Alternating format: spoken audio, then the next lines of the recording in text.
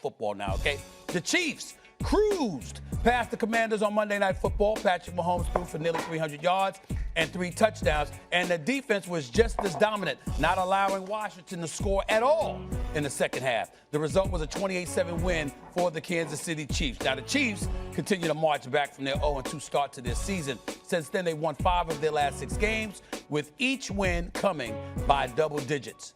So let's start with you, Jeff Saturday. Yeah. What did the Chiefs prove to you last night? Inevitability, right? It's coming through Kansas City. And when you think about how good this offense has gotten really in the last 3 weeks or so, and you've seen all the pieces and parts, right? Like the injury to Worthy, him getting healthy, Rice coming back from suspension, what he's done the last couple of weeks, Mahomes, Kelsey last night, I thought, I call it like sneaky old man, like sneaky old man tennis, which I know you love to play. That's what Kelsey plays, right? Like, he's a great teammate. He's willing to throw the rub in. He's willing to block for a little bit and then leak out and catch a beat. He's ready to lead plays. Everybody on this football team is so unselfish. And when you see that type of performance from the Chiefs, you know it's going to all come down to Mahomes, whoever the hot team. Obviously, I think the Colts are the best team in the NFL right now. The scariest team, still the Chiefs. Like, you know. And then the Spags gets a lead. You said it. They shut the Commanders down. I get no Jaden Daniels. It's still they had 2 turnovers in the first half and still only gave up 7 points. This team it feels inevitable that they're going to be back in it. I'm not saying the Super Bowl, but back in the action again. It's unreal. Yeah, for me, the Chiefs proved last night that they are one of the 2 best teams in the AFC. It's Kansas City, Indianapolis, draw a line, and then everybody else. Yeah. What Patrick Mahomes is doing is otherworldly, Stephen A. Last night marked his 3rd straight game with 3+ passing touchdowns. Last time he did that was the 2021 season when he had Tyreek Hill on the roster. Yeah. Right? He leads the league in passing yards and completions outside of the pocket. So his ability to be able to extend it down takes this offense to a different level. Talk about he's not a quote runner. He's not like a dual. No. But outside the pocket, he leads the league in passing yards and completions outside of the pocket. That's unreal. Which makes him a cheat code for Andy Reid, and it's frustrating for defensive linemen and opposing defensive coordinators because you can't plan for the improvisation that Mahomes brings to the party. Yeah. Last night, the distribution and touches, four different runners with design runs, catches by 6 different receivers. Yeah. You don't know where it's coming from with the Kansas City Chiefs. And the scary proposition about this team, Doggy, is that the offense is not even the best phase of the football team. Right. Jeff Saturday just told you. The game was decided early on when the Washington Commanders had 3 straight possessions plus 40 and got zero points out of it.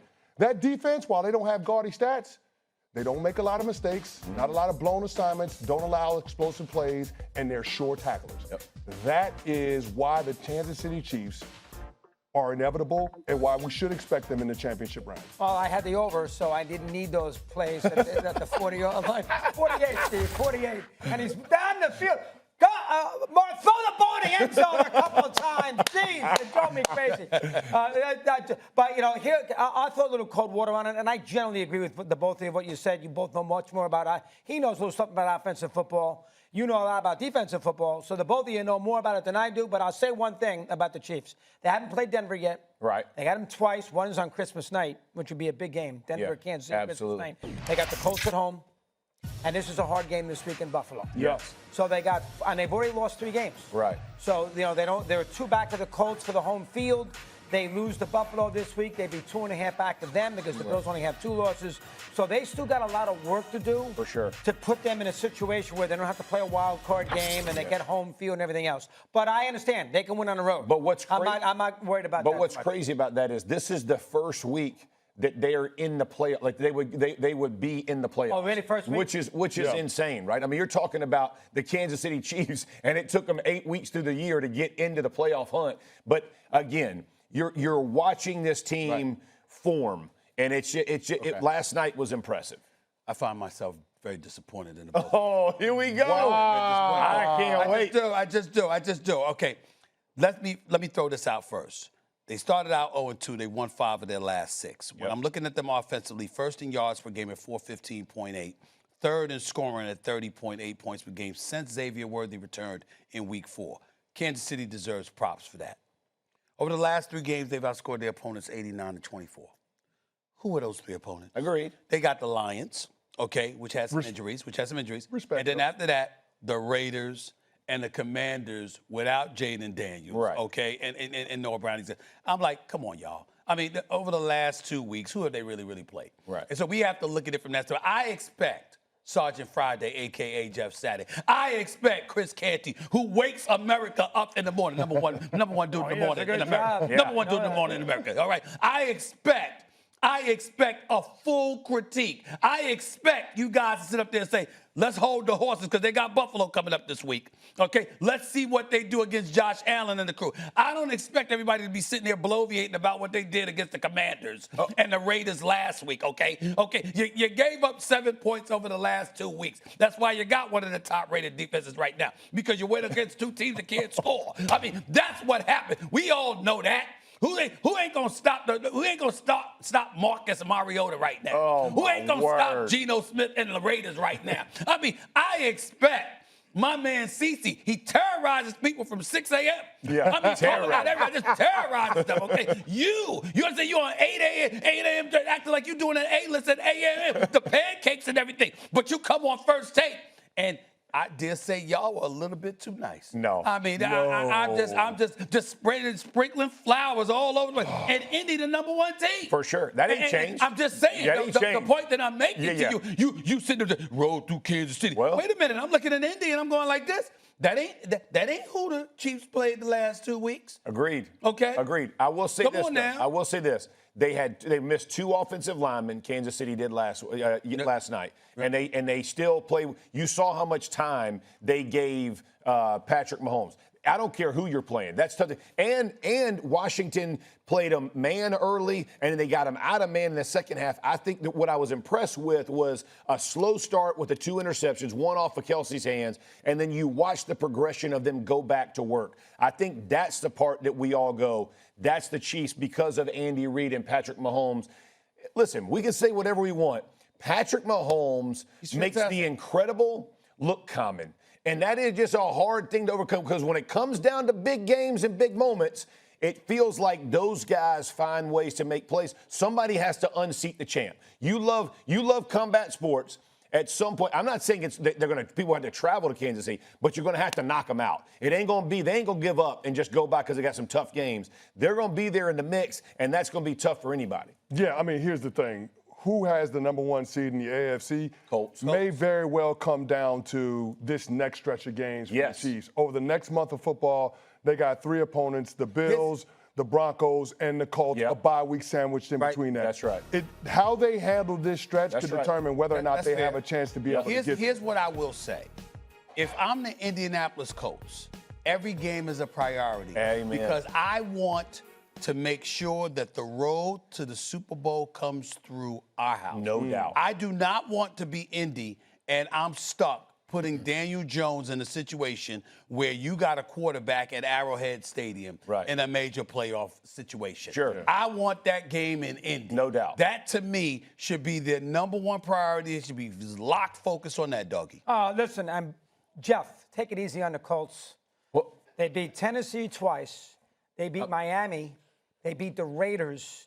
Those are the 4 worst teams in the league. And they beat Denver, and they should have lost. Because that leverage penalty was a terrible call. They can only play. They should have won against. I understand, but I'm going to have a little Okay, so take the Rams. They should have won the Rams game so when they're the Denver game. All right, so they're still got one loss. They beat Tennessee twice. Miami. They're on the schedule. They're on the schedule. But what are you gonna? They have played an unbelievably easy schedule. Part of that is Take it fair. easy. Part of that is take it easy. Part of it is fair. However, they're not just beating people.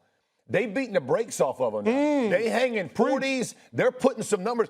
True. Their point differential in the NFL is the best in the league. I don't care who you're playing in the NFL. You are putting up points each week. They're scoring on like 65% of their plays. Their drives. That's insane. I don't care who you're playing. That is hard to do. 2005, I think we had a few more points, but they're getting there. You know what I mean? This team is. I like what they're doing, and you can tell their confidence is being built as well. Old Blue Eyes has been a little bit kind this morning. You know what I'm saying? He ain't been calling people out the way they usually. A little soft right there. But we'll talk about that a little bit later on in the show.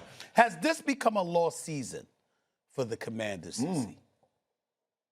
Going that way, Stephen A. Going that way. It's going that way. Ain't it there? Well, Ain't it, to me, it's there. I don't know the extent of Jaden Daniels' injury and how long he's going to be out. Whether or not he's going to be able to bounce back for Sunday night against the Seattle McLaurin with Seahawks. the quad, Tunsil goes down last night, or Brown's been out. I hear you, Stephen A. But Jaden Daniels, I can't unsee what I saw in his first season. Now, I also have to acknowledge that the injuries are uncomfortable. And coming into the NFL, that was one of the things that we expressed concern about. Yeah. His slider frame, the style of play that Cliff Kingsbury employs, the injuries along the offensive line, Laney, Lerman, Tunsil. Yeah. I'm worried about them being able to keep him healthy. If they can't keep him upright for the rest of the season, then it ends up equating to a lost season. And there are a lot of tough questions that have to be asked in D.C.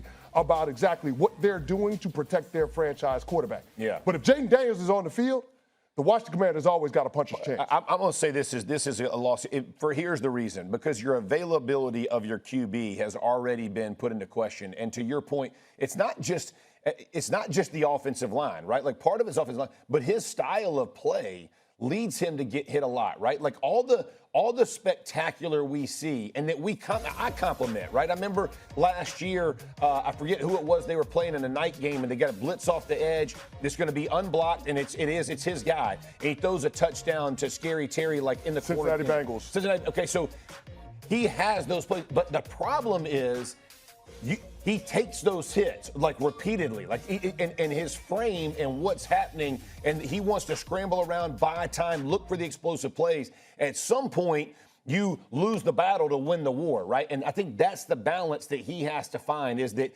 there's got to be times where you throw it away, man. Like you can't, like your body and the abuse your body takes. And this was my critique on Drake May is, I love Drake May, but I watched him at Carolina. Like, he takes a lot of unnecessary hits. Like, at some point, them dudes in the NFL. No, he did much better last week. He did much, but he had been leading up to that. And I think the biggest thing for me is I love the explosive plays, but at some point, you got to be on the field. Like, Jaden Daniels last night makes that a completely different game, right? And that's why I'm saying it's a lost season, because I don't know how long he's going to be out. Well, remember, too, I mean, think about the NFC for a second. They are not making the playoffs. Yeah. Seattle, the Rams, the Niners, Green Bay, Detroit, Tampa, and Philly. Yeah. That's 7 teams. Yeah. They're 3-5. Right. They're not making a postseason. No. Right. And furthermore, get used to them on TV. Dallas, too. They're on prime time all over the place. Right. You're going to be seeing a lot of Washington and Seattle. They're going to why. flex those games out of there, baby. They got to flex those games out of there. Especially when Jaden Daniels ain't in the line. He has to play. They're not watchable. They're not watchable. Yeah. It's just that simple. They are not making a postseason. The NFC is pretty basic of who you're going to be in the postseason. Yeah.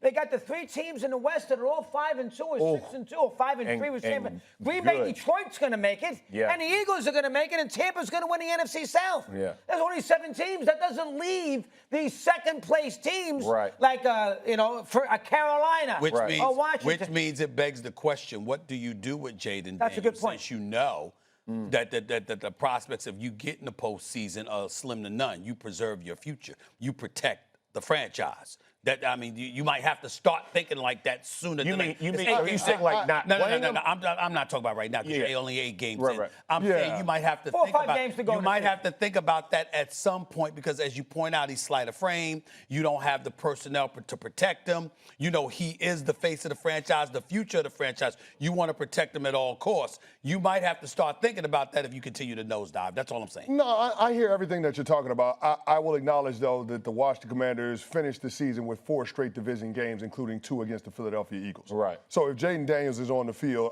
I'm not going to dismiss the possibility that they can make a run in that stretch if they don't disqualify themselves first. Right. But I think the conversation that I want to get into is a little bit bigger in terms of long-term and the scheme that Cliff Kingsbury has around Jaden Daniels operating almost exclusively out of the shotgun. It's them and the Cincinnati Bengals over the past year and a half in terms of the most offensive plays out of the shotgun.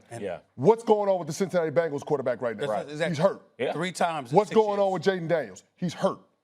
At some point, you're going to have to get serious about protecting your quarterback, and that means utilizing under center a little bit more. Interesting. Good point. So I had this discussion today on Get Up about the Philadelphia Eagles and they moving more to under center this past week and what it did for their run game.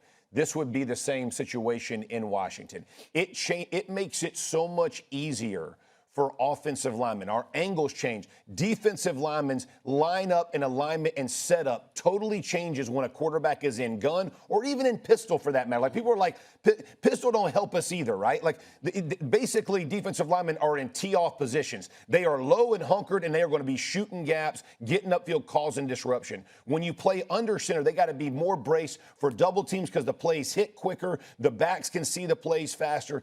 Coaches fall in love with schemes, right? But at the baseline of our game, it is violent and it's physical. And if you allow offensive linemen to be physical with defensive linemen, it helps the quarterback. It helps them in the run game and it helps them in play action, the passing game, because the levels of the field open up behind them. So, CC, great point. We need to see it. More teams need to employ this because it is such a difference maker for young quarterbacks and takes the pressure off of them. Defenses see everything. They're really smart, and they can figure you out. Astute analysis, but you took too damn long. No, Be quicker next time. No. We'll get better I got my commercials. A-list Better on the way.